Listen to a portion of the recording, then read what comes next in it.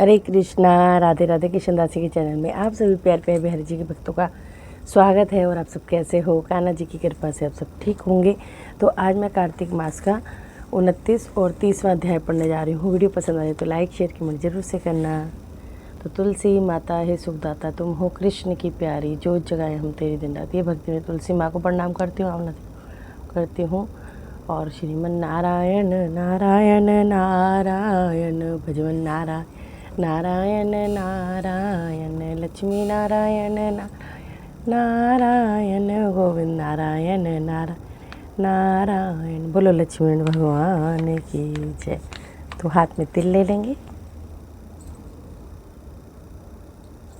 भगवान के वामन अवतार एवं आकाश गंगा की उत्पत्ति की कथा सुनकर ऋषियों ने श्री सूरजीत से कहा, हे महाराज, कृपा कर कार्तिक शुक्ल की अष्टमी, जो गोपा अष्टमी के नाम से भी विख्यात है, का महात्मा सुनाइए।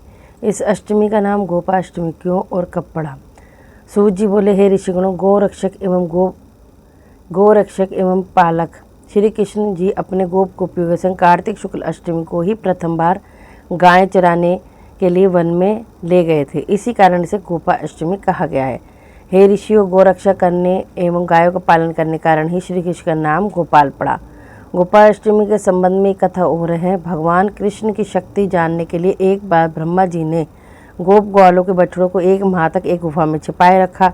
भगवान श्री कृष्ण ने अपनी शक्ति से सभी ग्वाल बालों को ऐसा बना दिया कि वे गौओं को उनके बछड़ों माता पिता उनके बच्चे लगते थे। एक माह बाद ब्रह्मा जी ने उनसे क्षमा मांगी। हे ऋषिगणों, गोपाष्टमी के दिन गौओं की पूजा करके उसकी प्रदक्षिणा करनी चाहिए। फिर कुछ दूर तक गौ के पीछे पीछे चले।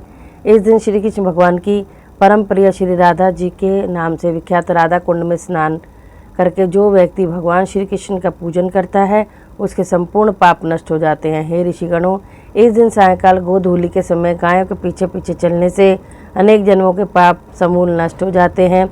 इस दिन गोदान करने से अनेक गौओं के दान का फल मिलता है और गाय की सेवा करने से परम पद की प्राप्ति होती है। बोलो श्री हरि विष्णु भगवान की जय। और अब पढ़ लेते हैं 30वां अध्याय।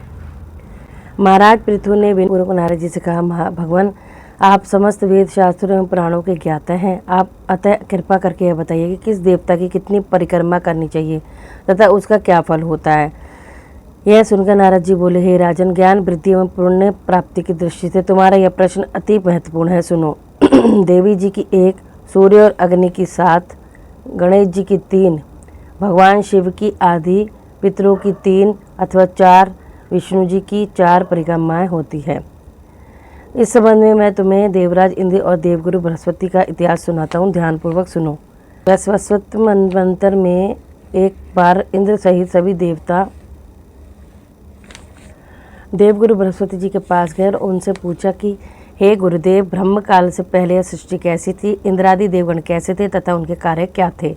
यह सुनकर देव गुरु बृहस्पति जी ने कहा, हे देवराज, उस काल की बात तो हम भी नहीं जानते, क्योंकि उस काल को बीते अब तक 6 मनवंतर हो चुके हैं। परंतु आपकी ही नगरी में सुधर्मा नामक एक व्यक्ति रहता है, वह इस संबंध में सब कुछ बता सकता है। तब बृहस्पति जी सहित इंद्रादि सभी देवता सुधर्मा के पास गए। सुधर्मा ने देव गुरु बृहस्पति, देवराज इंद्र सहित सभी देवताओं का यथाविधि पूजन व आदर सत्कार किया। देवराज इंद्र सुधर्मा की राजलक्ष्मी वैभव देखकर दंग रह गए। उन्होंने पूछा कि हे सुधर्मा, इतनी राजलक्ष्मी व वैभव तुम्हें कैसे प्राप्त हुआ? तुमने ऐसा कौन सा यज्ञ तप अथवा दान किया जिसके प्रभाव से ये ब्रह्मकाल से पहले की बात भी जानते हो? यह जानने की हमारी प्रबल अभिलाषा है। देवराज इंद्र के आग्रह पर सुधर्मा ने कहा, हे देवराज, जब चारों युगों की 1000 चौकड़ी बीत जाती है तब ब्रह्मा का एक दिन होता है। उस दिन एक दिन में 14 मनु और इंद्र होते हैं। जब हम विष्णु लोक में थे तब वहाँ रहते थे। हमारे सामने इतने ब्रह्मा हो चुके हैं कि हम उनकी गणना भी नहीं कर सकते। उसके बाद ही हम यहाँ स्वर्ग में आए। हे देवराज, हमने तो एकमात्र अच्छा कर्म करके इतनी लंबी आयु पाई है, उसका इतिहास सुनो। अपने पूर्व जन्म में मैं मांस भक्षी गिद्ध था। एक बार कार्तिक शुक्ल पक्ष की नवमी को मैं श्री विष्णु के मंदिर में बैठा था कि एक शिकारी ने आकर बाण मारा, जिससे घायल होकर मैं विष्णु मंदिर में जा गिरा। उसी समय मांस लोभी कुत्ते ने आकर मुझे पकड़ लिया। उसकी देखा देखी अन्य कुत्ते भी वहाँ आ गए। वह कुत्ता उनके डर कर मुझे मुंह में दबाए मंदिर के चारों ओर घूमने लगा। अतः कुत्ते भी उनके पीछे। इस प्रकार सबने मंदिर की प्रदक्षिणा कर ली। इस बीच मेरी मृत्यु हो गई। हे देवराज, मंदिर की प्रदक्षिणा से भगवान अत्यंत प्रसन्न हुए और उन्होंने मुझे अपना परम पद दे दिया।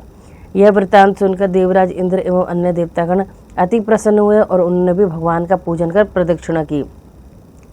तत्पश्चात नारद जी ने नवमी में भगवान की परिक्रमा का महत्व बताते हुए कहा कि हे राजन, कार्तिक शुक्ल नवमी सत्युग की आदि तिथि है। नवमी के दिन भगवान की पूजा, प्रदक्षिणा, व्रत, दान, तप तथा यज्ञ करने का कई गुना फल प्राप्त होता है। यदि कार्तिक शुक्ल नवमी को मथुरा में जाकर भगवान का पूजन एवं परिक्रमा की जाए तो उससे अनंत फल की प्राप्ति होती है।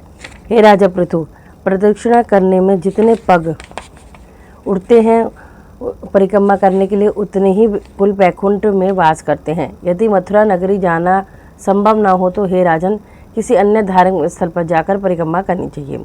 यदि यह भी संभव न हो तो किसी ब्राह्मण की, भगवान विष्णु की प्रतिमा की, गोद की, तुलसी अथवा शालिग्राम की परिक्रमा कर लेनी चाहिए।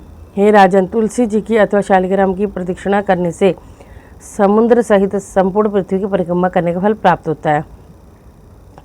कार्तिक के शुक्ल पक्ष की नवमी को गो ब्राह्मण देवालय, तुलसीवन, साधु, वैरागी, जीवन मुक्त, परमहंस, गृहस्थ, वेद, उपवेद तथा पुराण ये सब ग्राम में ही निवास करते हैं। अतः अपने ग्राम की प्रदक्षिणा करने मात्र से भी सभी की प्रदक्षिणा हो जाती है।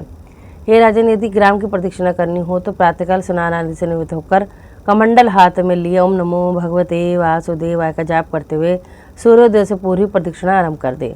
ब्राह्मण देव स्थान अथवा शालिग्राम की प्रदक्षिणा सूर्योदय के बाद भी की जा सकती है। बोलो श्री हरि विष्णु भगवान की जय, लक्ष्मीनारायण भगवान की जय।